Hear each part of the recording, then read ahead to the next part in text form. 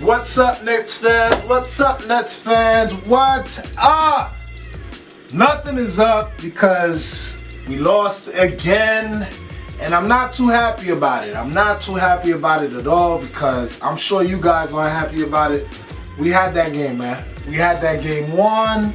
It was right there. So that this reminds me of the Detroit game. I had deja vu of the Detroit game. Let's get right into it. Karras was out. No Karras LeVert. Yesterday he had a thumb injury. Karras, please get better so we can have you back on the court. Anyway, Karras was out. Temple in. Looks good. Looks active early. Temple fit in nicely. Hustling for offensive rebounds. He was hitting threes. He looked good early. Ball movement and defense looked good. Nets scored 10-6 early behind a Torian 3 and a Garrett Temple 3. Bogdanovich single-handedly brings them back by scoring a quick 7 of his own. The bench comes in and they look good. They look so good. Woo! I'm loving the way the bench is looking. Claxton to Musa. Musa gets a quick 7. Dinwiddie gets a quick 8 points. We have 35 points in the quarter. We shoot 59%. Both best of the season. Let's go straight to quarter number 2. Quarter number 2, we start off the second quarter a little bit slow.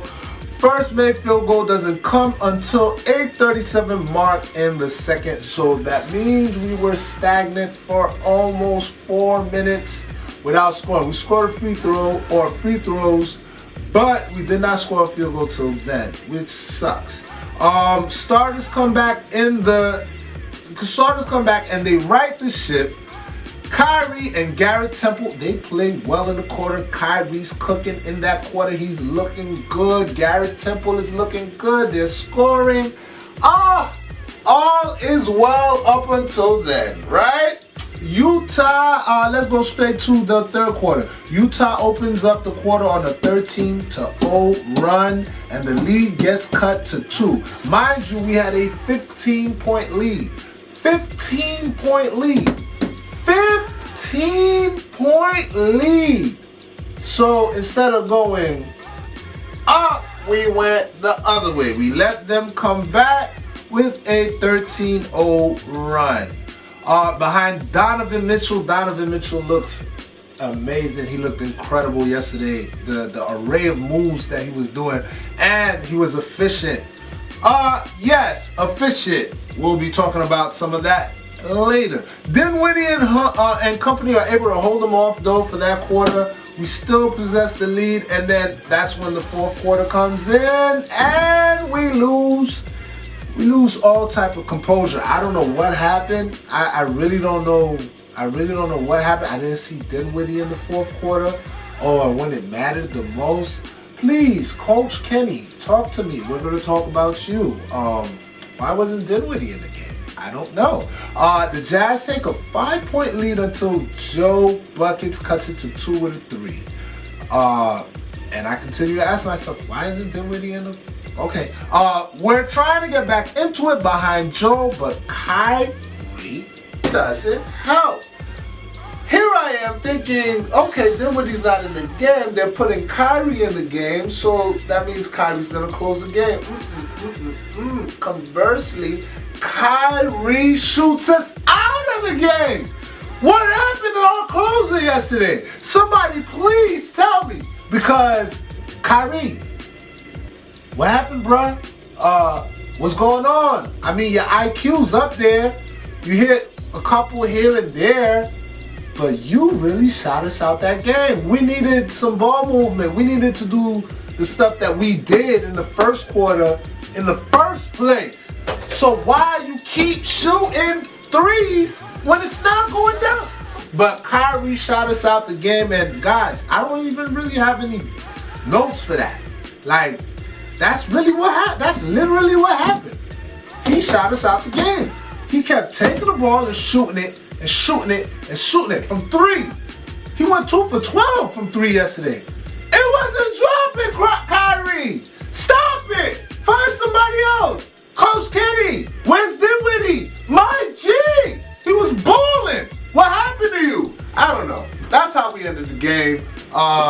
They did a whole bunch of stuff. I don't want to talk about it. I'm still hurt. Man. I don't even want to. Who cares what they did? Kyrie shot us out. That's all y'all need to know. And let's move on. Okay, Nets fans.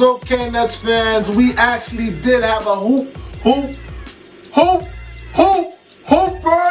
tonight. Yes, that's right. We had a hooper. We had guys that gave us maximum effort defensively. We'll talk about that a little bit later, but that's nothing new.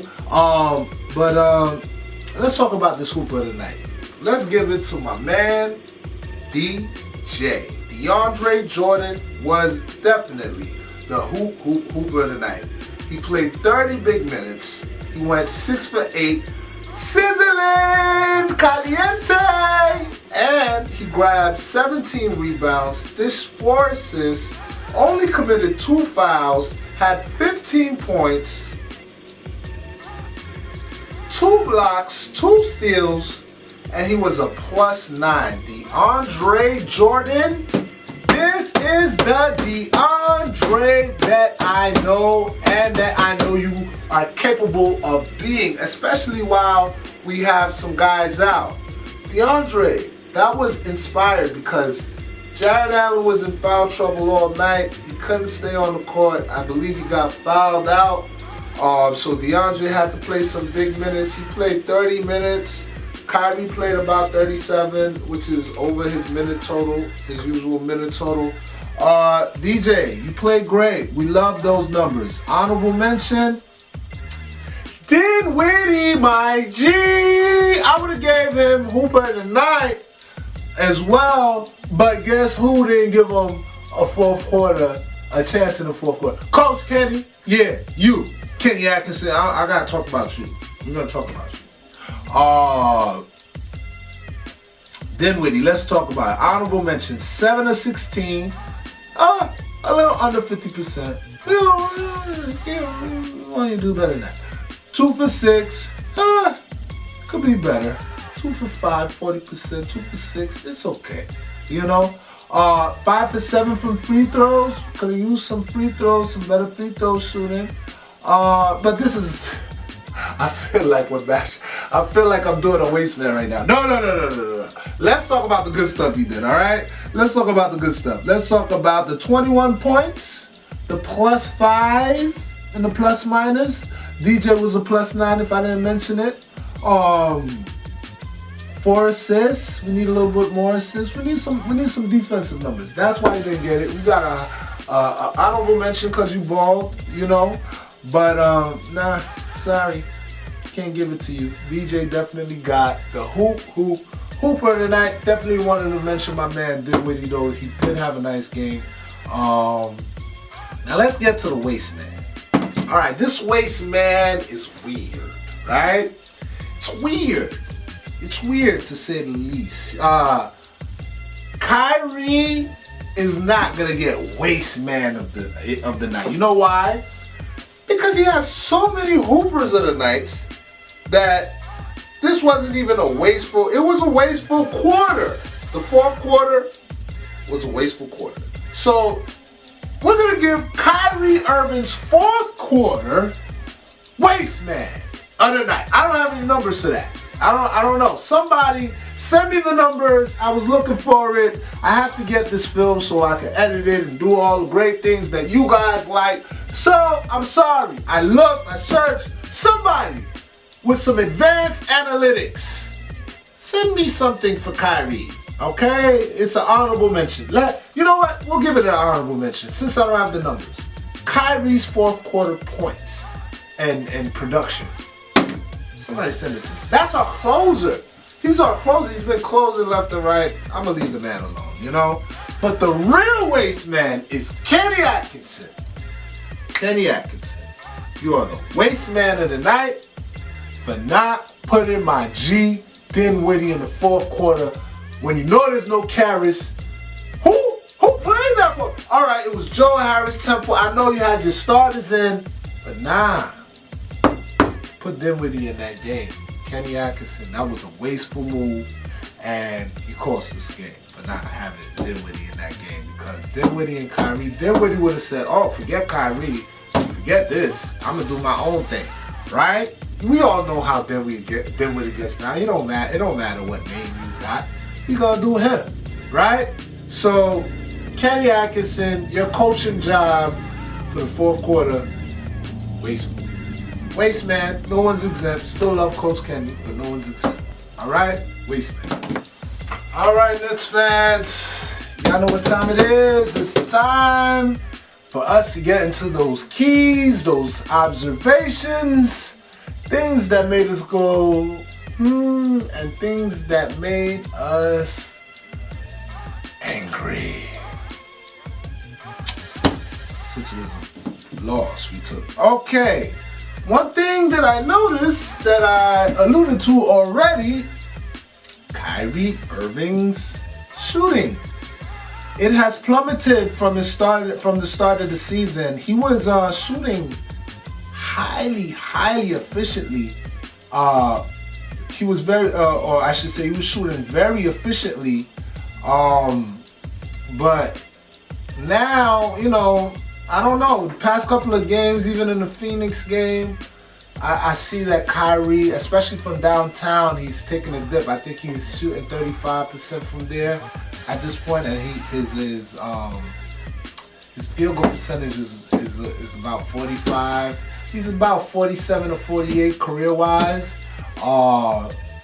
He's dipped to 45 here and there in his career, but nothing lower than that. So, Kyrie, you are in danger of going lower than what you usually do for your career.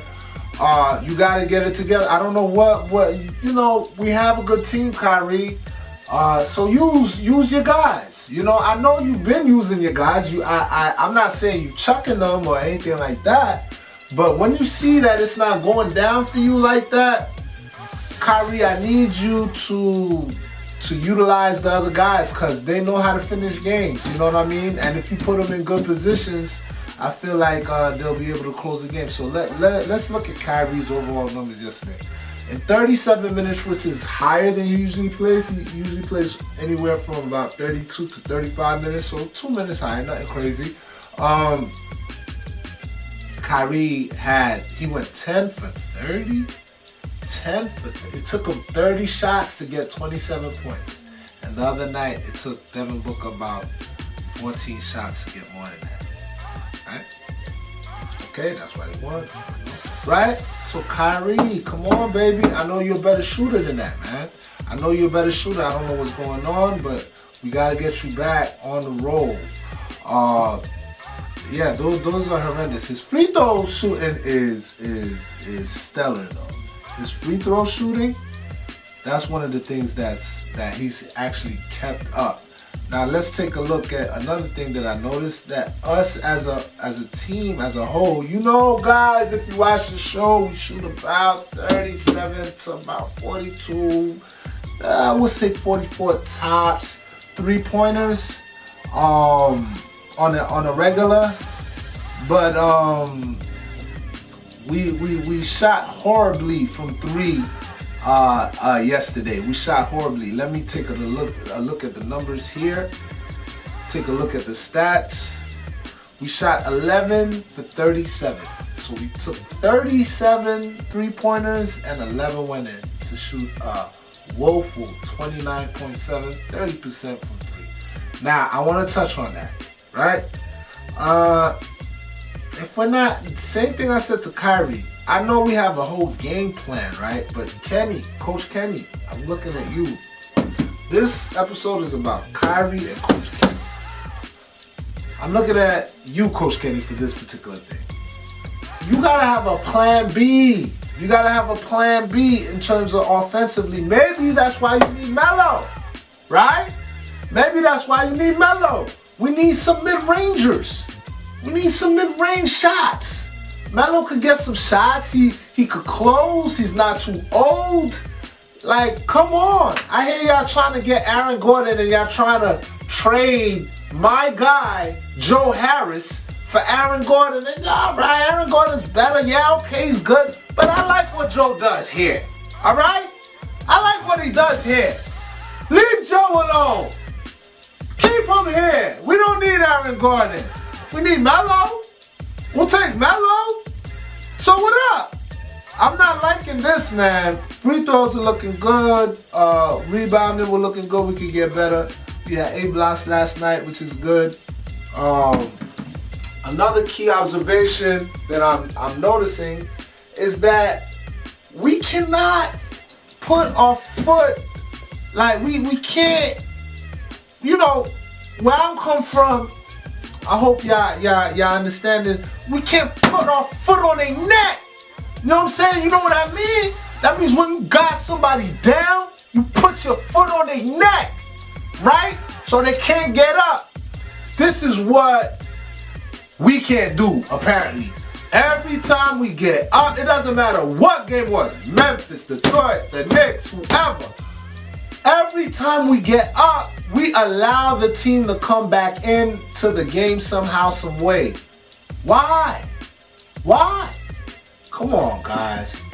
We gotta do better than that. I mentioned this before. We got to do better than that. We gotta do better than that. The only positive I got for you guys is that first quarter and the bench.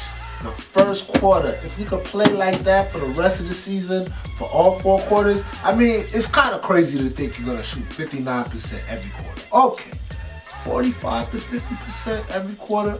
That's not crazy. That's not crazy. I just I don't want 45. 47. 47 to 50 plus percent. High 30 or mid 30s, low 30s, high 20s scoring every quarter. Can you guys do that for me? Let me know. Let me know. Guys, I didn't even want to do today. I really didn't. That's why it's so late, because I'm tired. I'm tired of watching the Nets lose these games that they already have. They should have a excellent record right now, but for some reason we don't.